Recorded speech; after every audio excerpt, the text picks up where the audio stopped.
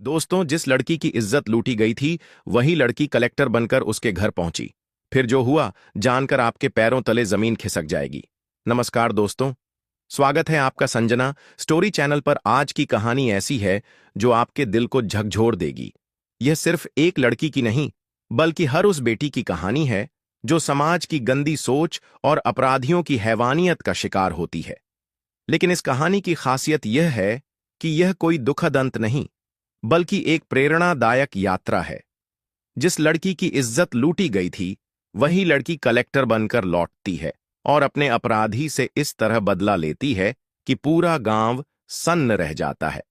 तो दोस्तों, कहानी शुरू करने से पहले आपसे बस एक छोटा सा रिक्वेस्ट है। आप मेरी वीडियो कहां से देख रहे हैं? दिल्ली, मुंबई, कोलकाता, यूपी, बिहार से कमेंट में अपना नाम और पता जरूर लिखो। आपका नाम और पता मेरे लिए बेहद ही इंपॉर्टेंट है। तो अब चलिए बिना देर किए शुरू करते हैं। सीमा यादव एक होनहार लड़की थी जो अपने छोटे से गांव में अपने माता पिता के साथ रहती थी।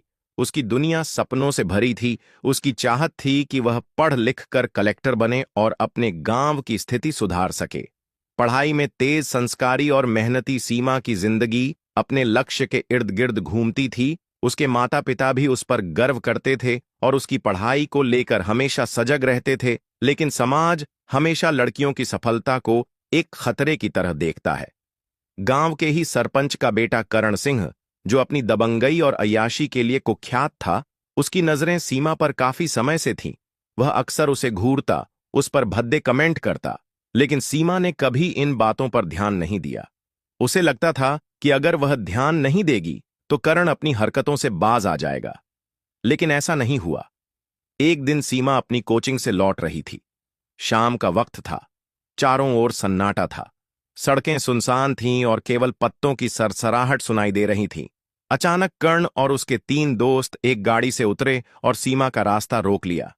इतना घमंड अच्छा नहीं बेटा, आज तेरा घमंड तोड़ेंगे, कर्ण ने हंसते हुए कहा। सीमा को कुछ समझ नहीं आया कि अचानक यह क्या हो रहा है। उसने चिल्लाने की कोशिश की, लेकिन कर्ण ने झट से उसका मुंह दबा दिया। वह उसे जबरन उठाकर गाड़ी में डालने लगे। सीमा ने पूरी ताकत से खुद को छुड़ाने की कोशिश की, लेकिन वह अकेली 4 दरिंदों के सामने लाचार थी। उन लोगों ने उसे एक सुनसान जगह पर ले जाकर उसके साथ घिनौना अपराध किया। उसकी चीखें वहां के पेड़ों और पत्थरों तक ही सीमित रह गईं। जब उनका वहशीपन खत्म हुआ तो उन्होंने उसे अधम हालत में वहीं फेंक दिया और वहां से भाग गए। सीमा बेहोश पड़ी रही। उसके शरीर पर घाव थे। आत्मा छलनी हो चुकी थी। लेकिन सबसे बड़ा दर्द यह था कि जिन लोगों पर वह भरोसा करती थी वे सब अब उससे मुंह फेरने वाले थे। सुबह जब गांव वालों को सीमा इस हालत में मिली तो पूरे गांव में सनसनी फैल गई। लेकिन हैरानी की बात यह थी कि लोगों ने कर्ण और उसके दोस्तों को दोष देने के बजाय सीमा को ही गलत ठहराना शुरू कर दिया। किसी ने कहा, जरूर लड़की की ही गलती होगी, तभी ऐसा हुआ। तो किसी ने कहा, ऐसे मामलों में चुप रहना ही बेहतर होता है। सीमा के माता पिता समाज के डर से चुप थे। वे जानते थे कि अगर उन्होंने आवाज उठाई तो पूरा गांव उनके खिलाफ हो जाएगा। लेकिन सीमा ने ठान लिया था, वह इस अन्याय को यूं ही नहीं सहने देगी। यह घटना उसकी जिंदगी की सबसे बड़ी त्रासदी थी, लेकिन वह इसे अपनी ताकत बनाने वाली थी। सीमा जब होश में आई तो उसका शरीर दर्द से टूट रहा था, लेकिन उससे भी ज्यादा उसकी आत्मा छलनी हो चुकी थी। उसे समझ नहीं आ रहा था कि उसके साथ जो हुआ उसके लिए वह खुद दोष क्यों ठहरा जा रही थी। गांव के बड़े बुजुर्ग जो कभी उसे अपनी बेटी की तरह मानते थे, अब उसे ही कटघरे में खड़ा कर रहे थे। इज्जतदार लड़कियां रात को घर से बाहर नहीं निकलती। किसी ने कहा, अब इस लड़की की शादी कौन करेगा? दूसरे ने जोड़ा। उसकी मां बस सिर झुकाए रो रही थी और उसके के पिता चुप थे, जैसे उनकी आवाज कहीं गुम हो गई हो। लेकिन सीमा ने तय कर लिया था कि वह चुप नहीं बैठेगी।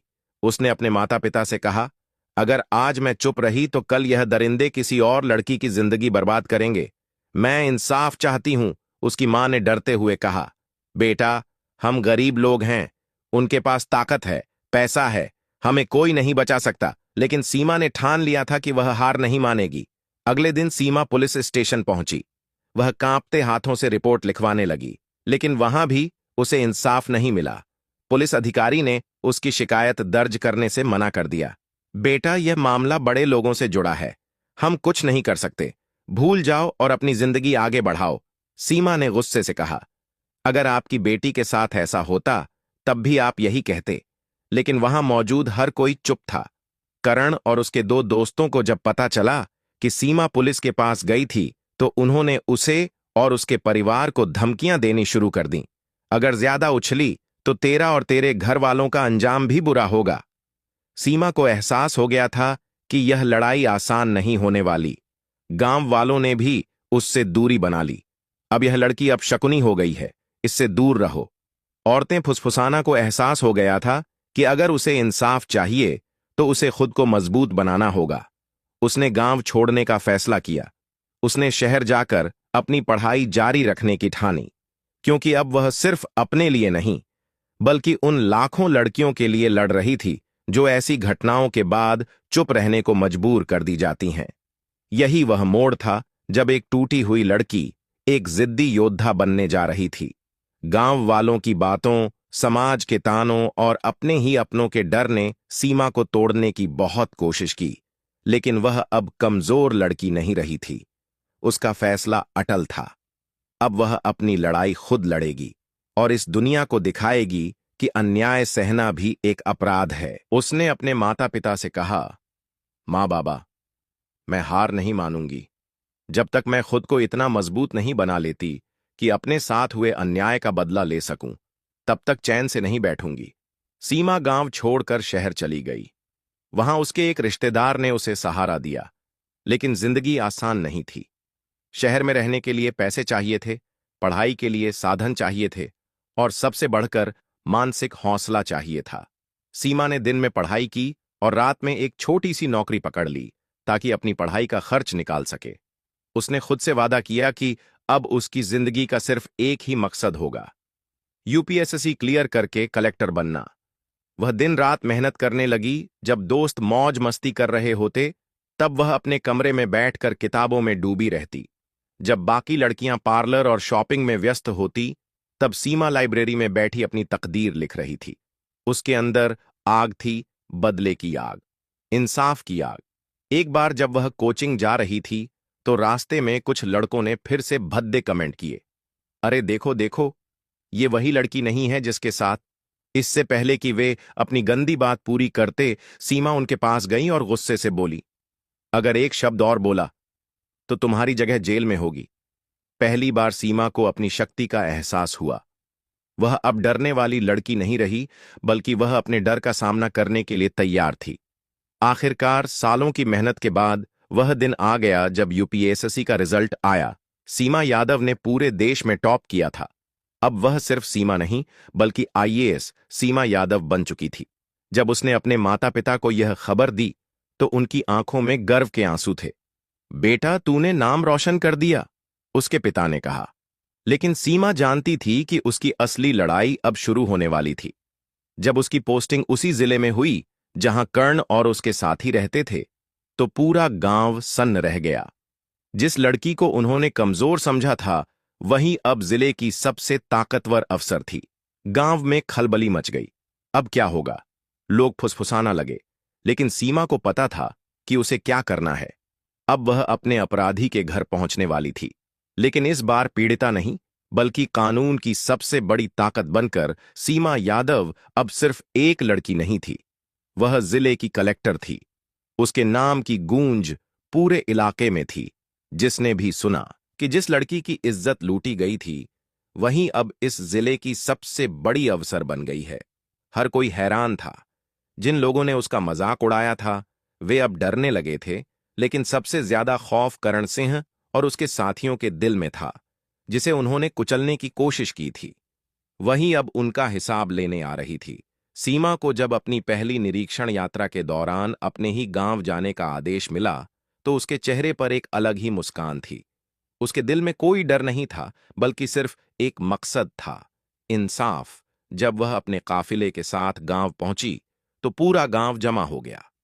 लाल बत्ती वाली सरकारी गाड़ी से उतरी सीमा, सफेद साड़ी पहने, आंखों में आत्मविश्वास और चेहरे पर सख्ती ली, जैसे कोई देवी अवतार में आ गई हो।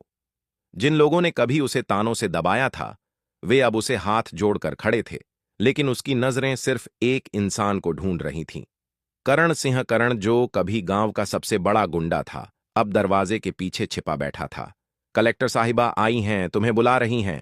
जैसे ही यह खबर उसे मिली उसके पसीने छूट गए। उसे अब समझ आ गया था कि जिस लड़की को उसने कभी बेबस समझा था वही अब उसके भविष्य का फैसला करेगी।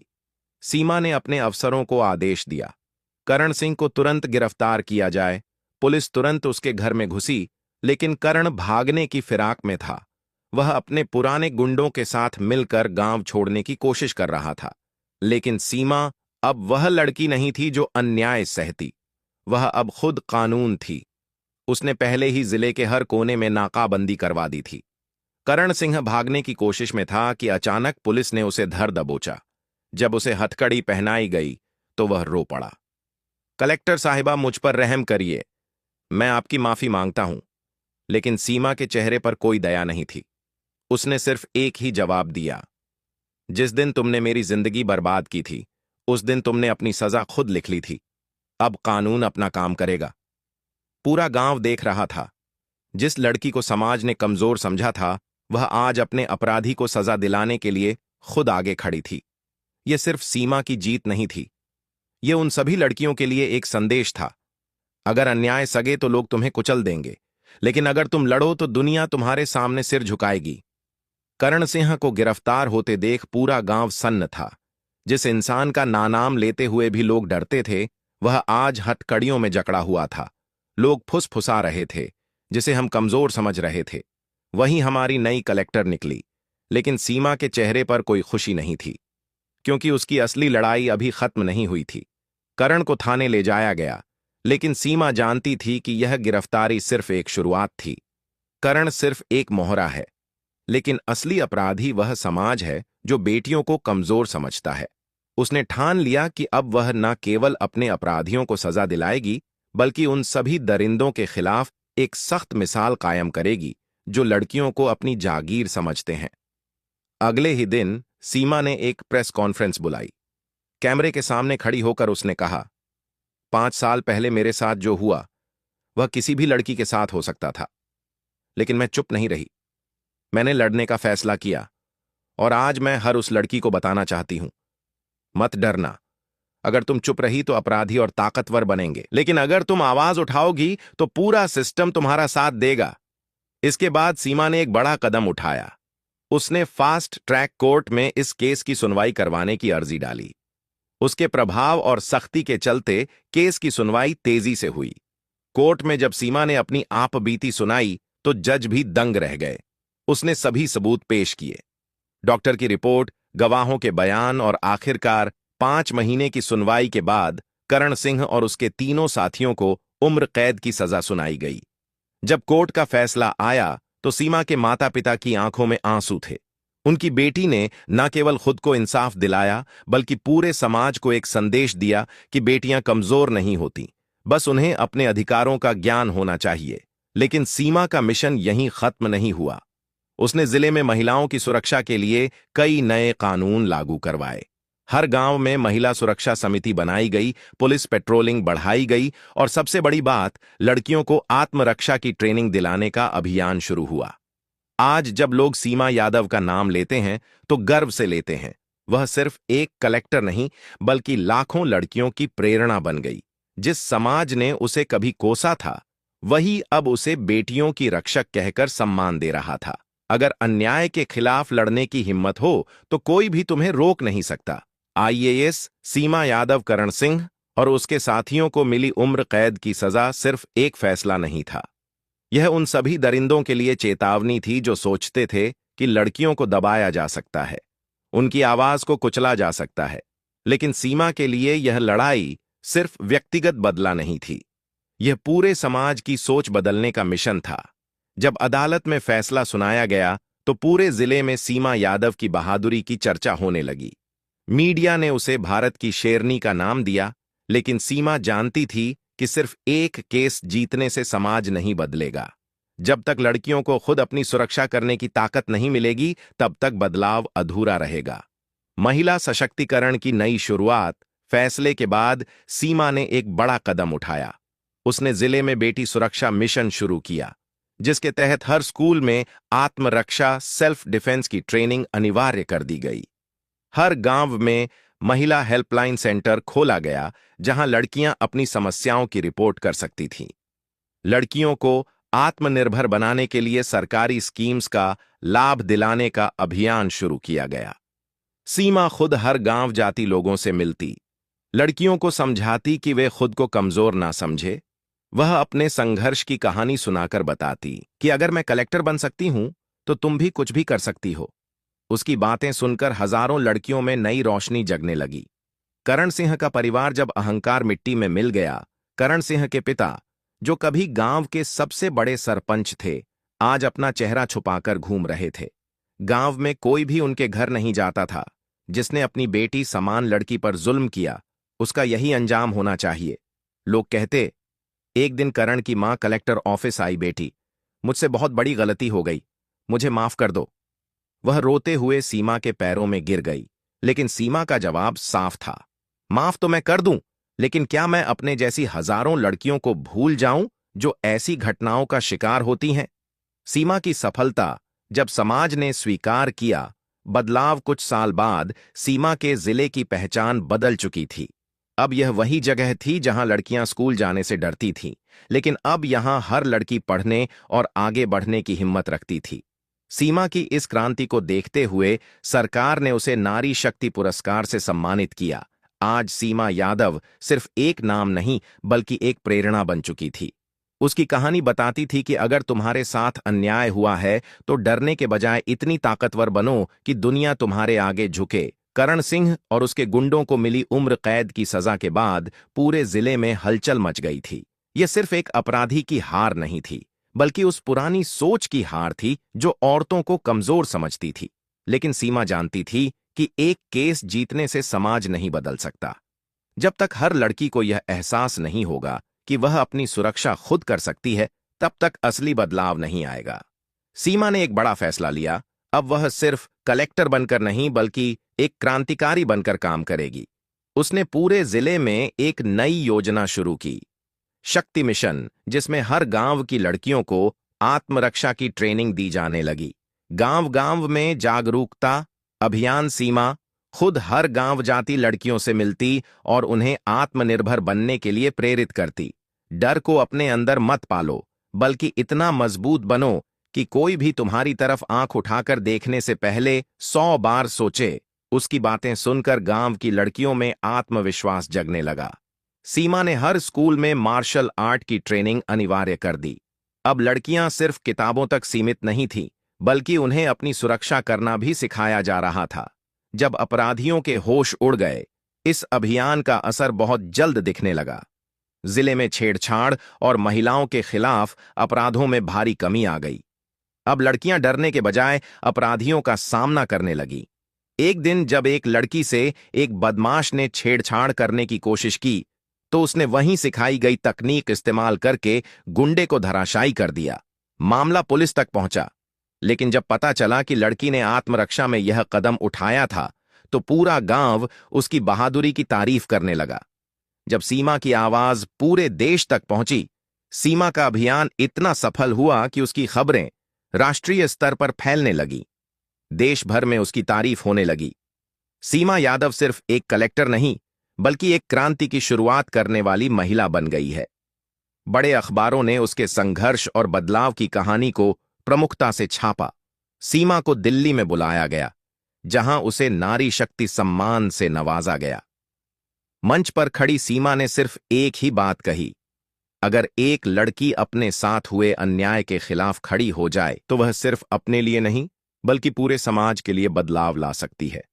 मैं चाहती हूं कि हर लड़की निडर होकर जिए और कभी किसी अन्याय को सहन न करे। इस भाषण के बाद देश भर की लाखों लड़कियों को प्रेरणा मिली। अब यह सिर्फ सीमा की लड़ाई नहीं थी, बल्कि एक महिला सशक्तिकरण आंदोलन बन चुका था। सीमा यादव का शक्ति मिशन अब एक राष्ट्रीय आंदोलन बन चुका था। जिस जिले में कभी लड़कियों को घर से बाहर निकलने में डर लगता था, वहां अब वे खुद को सुरक्षित महसूस करने लगी। जिले की हर गली, हर स्कूल, हर पंचायत में अब महिला सशक्तिकरण की नई लहर दौड़ रही थी, लेकिन सीमा को पता था कि समाज सिर्फ कानून और जागरूकता से नहीं बदलता। सोच बदलनी जरूरी होती है, और इसके लिए उसने एक और बड़ा कदम उठाया। लड़कियों की शिक्षा और रोजगार को बढ़ावा देने का अभियान। जब हर लड़की को मिला पढ़ने और आगे बढ़ने का अधिकार, सीमा ने हर गांव में जाकर एक संदेश देश दिया। अगर एक लड़की शिक्षित होगी, आत्मनिर्भर होगी, तो कोई उसे कमजोर नहीं समझेगा। इस सोच को आगे बढ़ाने के लिए उसने कई नई योजनाएं लागू की। हर स्कूल में लड़कियों की शिक्षा मुफ्त की गई। जो लड़कियां पढ़ाई छोड़ चुकी थीं, उनके लिए शिक्षा पुनर्वास योजना शुरू की गई। हर लड़की को सरकारी स्कीम्स का फायदा दिलाने के लिए विशेष हेल्पलाइन चलाई गई। इसका असर जल्द ही दिखने लगा। अब गांवों में लड़कियां सिर्फ चूल्हा चौका नहीं कर रही थीं, बल्कि डॉक्टर, इंजीनियर, पुलिस अफसर और टीचर बनने के सपने देख रही थीं। जब गांव के पुरुषों की सोच बदली, लेकिन समाज की असली ताकत सिर्फ महिलाएं नहीं होती, बल्कि पुरुष भी होते हैं। अगर पुरुषों की सोच नहीं बदली, तो बदलाव अधूरा रहेगा। सीमा ने गांव के पुरुषों से सीधा संवाद किया। उसने कहा, अगर आप सच में मर्द हैं, तो एम का सम्मान करना सीखिए। गांव के बुजुर्ग, जो पहले सोचते थे कि लड़कियों को घर में रहना चाहिए, अब खुद अपनी बेटियों को स्कूल भेजने लगे। पहले हम सोचते थे कि लड़कियों को ज्यादा पढ़ाने की जरूरत नहीं, लेकिन अब हमें समझ आ गया कि अगर हमारी बेटियां आगे बढ़ेंगी, तो पूरा परिवार आगे बढ़ेगा। गांव के एक बुजुर्ग ने कहा, यह बदलाव किसी चमत्कार से कम नहीं था। जब करण सिंह की बहन बनी, शिक्षक करण सिंह, जिसने सीमा के साथ अपराध किया था, उसकी छोटी बहन पूजा भी इस अभियान से प्रेरित हो गई। मुझे गर्व है कि मेरी बहन अब सिर्फ करण सिंह की बहन नहीं, बल्कि गांव की पहली महिला टीचर है। पूजा के पिता ने कहा, यह वह परिवार था जिसने कभी लड़कियों को कमजोर समझा था, लेकिन अब वही लड़कियों को आगे बढ़ाने का संदेश दे रहा था। सीमा का सपना। जब हर लड़की खुद अपनी रक्षक बन गई, जिले की हर लड़की सीमा यादव को अपनी प्रेरणा मानती थी। एक दिन जब सीमा किसी गांव के स्कूल में गई, तो एक छोटी बच्ची ने उसका हाथ पकड़कर कहा, मैडम, मैं भी बड़ी होकर आपकी तरह कलेक्टर बनूंगी। सीमा की आंखें नम हो गईं, क्योंकि यह उसकी असली जीत थी। मैं नहीं चाहती कि किसी और लड़की को मेरी तरह संघर्ष करना पड़े। मैं चाहती हूं कि हर लड़की इतनी मजबूत बने कि कोई भी उसे कमजोर समझने की गलती ना करे। सीमा यादव। अब यह सिर्फ एक कलेक्टर की कहानी नहीं थी, यह भारत की हर बेटी के लिए एक नई क्रांति थी। सीमा यादव का शक्ति मिशन अब सिर्फ एक सरकारी योजना नहीं थी, बल्कि एक ऐसी क्रांति बन गई थी जिसने लाखों लड़कियों की जिंदगी बदल दी। जिस समाज में कभी लड़कियों को कमजोर समझा जाता था, वही समाज अब उन्हें अपनी सबसे बड़ी ताकत मानने लगा। लेकिन सीमा जानती थी कि असली बदलाव तब आएगा जब हर घर में लड़कियों को समान अधिकार मिलेगा। उसने इस दिशा में एक और बड़ा कदम उठाया। बेटी बचाओ, बेटी पढ़ाओ अभियान को जमीनी स्तर पर लागू करवाना। जब हर घर में बेटियों को सम्मान मिलने लगा, सीमा ने गांव-गांव जाकर एक ही बात कही, अगर आपको अपनी बेटी से प्यार है, तो उसे केवल शादी के लिए मत पालिए, बल्कि उसे आत्मनिर्भर बनाइए। इसका असर जल्द ही दिखने लगा। जहां पहले लोग बेटियों के जन्म को बोझ समझते थे, अब वही लोग बेटियों की शिक्षा और करियर को प्राथमिकता दे लगे। हर पंचायत में लड़कियों की शिक्षा के लिए अलग फंड बनाया गया। हर गांव में महिला सशक्तिकरण केंद्र खोले गए, जहां लड़कियों को सरकारी नौकरियों की तैयारी कराई जाने लगी। गांव की औरतों के लिए स्वरोजगार योजना लागू की गई, जिससे वे खुद आत्मनिर्भर बन सके। अब गांवों में सिर्फ पुरुष कमाने वाले नहीं थे, बल्कि महिलाएं भी खुद अपने पैरों पर खड़ी हो रही थीं। जब अपराधियों के हौसले टूट गए, सीमा का सबसे बड़ा लक्ष्य था महिलाओं के खिलाफ होने वाले अपराधों को पूरी तरह खत्म करना। इसके लिए उसने महिला सुरक्षा टास्क फोर्स बनाई, जिसमें हर गांव की कुछ लड़कियों और महिलाओं को ट्रेनिंग दी गई। अब अगर कोई छेड़खानी या महिलाओं के खिलाफ अपराध करने की कोशिश करता, तो गांव की महिलाएं खुद ही ऐसे अपराधियों को पकड़कर पुलिस के हवाले कर देतीं। इसका नतीजा यह हुआ कि जिले में महिला अपराधों की दर 80% तक गिर गई। अब लोग खुलकर कहते, यह वही जिला है जहां कभी महिलाएं डरती थीं, लेकिन अब अपराधी डरते हैं। करण सिंह का परिवार जब न्याय की ताकत समझ आई, करण सिंह को जेल में 5 साल हो चुके थे। वह अब भी पछतावे की आग में जल रहा था। उसकी मां एक दिन सीमा यादव के पास आई और कहा, बेटी, मैंने अपने बेटे को खो दिया, लेकिन मैं चाहती हूं कि बाकी लड़कियों की माएं सुरक्षित रहे। सीमा ने उसकी ओर देखा और कहा, बदलाव तभी आएगा जब लोग गलत और सही में फर्क समझेंगे। अगर आपने अपने बेटे को सही संस्कार दिए होते तो आज आपको यह दिन नहीं देखना पड़ता। करण की मां ने सिर झुका लिया। अब वह भी शक्ति मिशन की सदस्य बन चुकी थी, ताकि और कोई मां अपने बेटे को दरिंदा ना बनाए। सीमा की सोच, जब हर लड़की खुद अपनी ताकत बन गई, अब सीमा का सपना पूरा हो रहा था। जहां पहले लड़कियां डरी रहती थीं, अब वही आत्मनिर्भर बन रही थीं। एक दिन जब वह एक स्कूल में गई तो एक छोटी बच्ची ने उससे पूछा, मैडम, क्या मैं भी आपके जैसी बन सकती हूं?